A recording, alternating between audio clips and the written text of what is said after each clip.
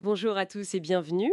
Merci de nous rejoindre pour ce nouvel épisode du podcast d'IG Conseil, où nous allons vous révéler les 3 erreurs fatales qui coûtent des millions lors d'une fusion-acquisition. Les fusions-acquisitions, des opérations stratégiques, c'est sûr, qui peuvent transformer une entreprise, mais voilà, le parcours est souvent plus complexe qu'on l'imagine, et disons assez risqué. Tout à fait. C'est un levier de croissance puissant, mais les échecs coûtent cher, très cher. Justement, aujourd'hui, on va essayer de comprendre ensemble quelles sont ces erreurs fréquentes qui mènent à l'échec et surtout comment les éviter.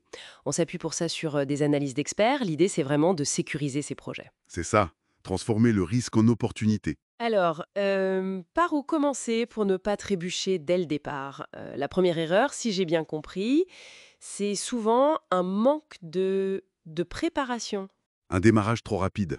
C'est exactement ça. C'est fondamental. L'anticipation, c'est la clé.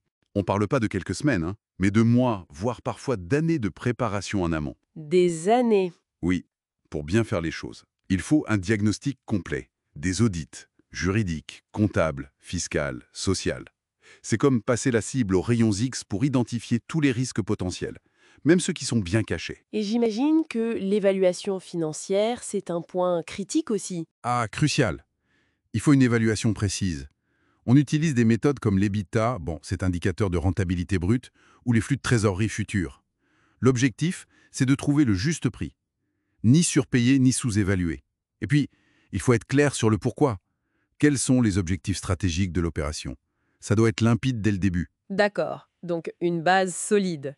Mais même avec ça, j'ai lu que les tout premiers documents qu'on signe, les avant-contrats, la lettre d'intention par exemple, s'ils sont mal rédigés, ça peut déjà poser problème. Ah oui, absolument. C'est une erreur classique.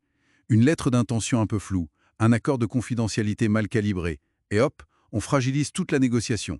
Ça peut même finir en litige coûteux avant même d'avoir vraiment commencé. Et il y a une étude, je crois, Schaffer-Avocat, qui chiffrait ça. Oui, elle est assez parlante.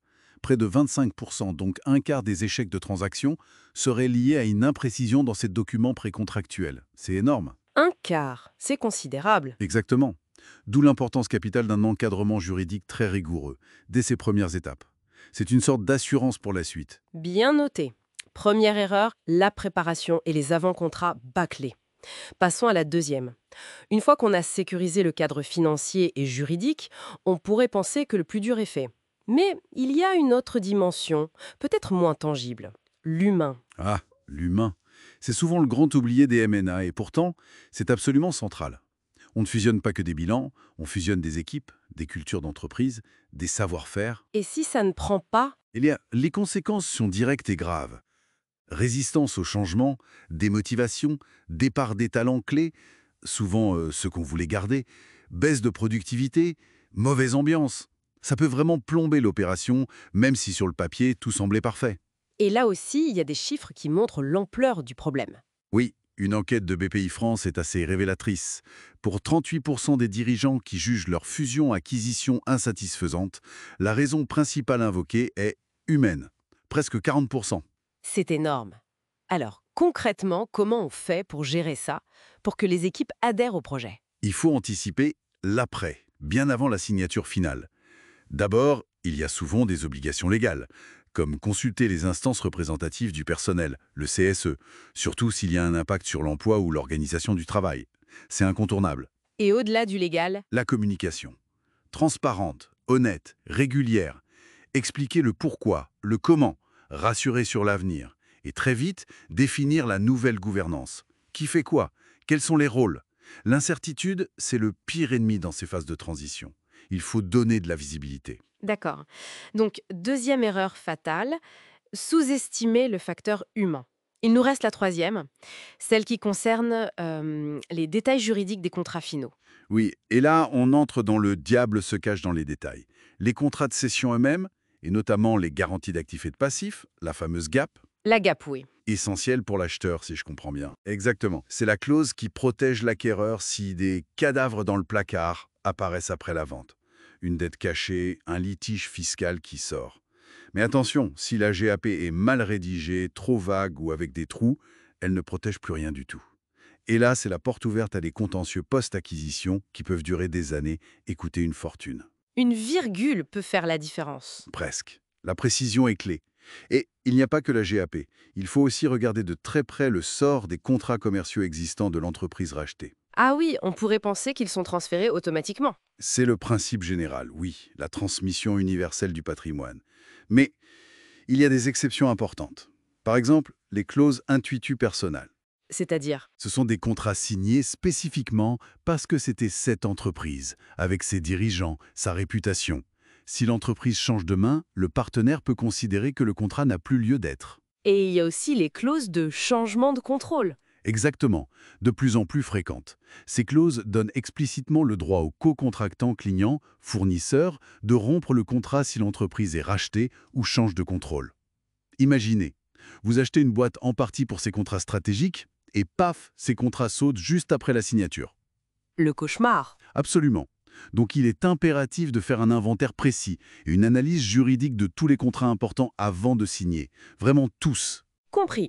Donc, troisième erreur, négliger ces détails juridiques cruciaux dans les contrats. Si on essaye de résumer, pour réussir une fusion-acquisition, il faudrait donc 3 piliers. On pourrait dire ça, oui. Une préparation vraiment béton, très en amont. Ensuite, une attention de tous les instants portée à l'humain, à l'intégration des équipes et des cultures. Et enfin, une expertise juridique pointue pour sécuriser tous les aspects contractuels. Préparation humain, juridique. C'est ça. Et ça souligne une chose. On ne se lance pas là-dedans seul. S'entourer d'experts des avocats, spécialisés en M&A, des experts comptables, des conseillers dédiés, ce n'est pas une dépense superflue. C'est un investissement essentiel pour éviter des erreurs qui, elles, coûtent vraiment des millions. Le fameux adage. Oui, oui, l'avenir radieux d'une telle opération appartient aux prévoyants et aux mieux accompagnés. C'est tout à fait vrai ici. Et peut-être une dernière pensée, un peu plus philosophique si on veut. Au-delà des chiffres, des synergies qu'on calcule, quelle est la vraie valeur ou le coût caché d'une culture d'entreprise? Celle qu'on préserve, qu'on transforme ou qu'on détruit parfois sans s'en rendre compte dans une fusion. C'est difficile à chiffrer sur un bilan, ça. Mais l'impact sur la performance à long terme, il est immense. Une question essentielle en effet, merci beaucoup pour cet éclairage très précis. Vous pouvez retrouver notre article Fusion-acquisition, les 3 erreurs fatales qui coûtent des millions sur notre blog à l'adresse blog.ig-conseil.com. Cet épisode vous a été proposé par IG Conseil, spécialiste de la formation en gestion, comptabilité, digitalisation et intelligence artificielle.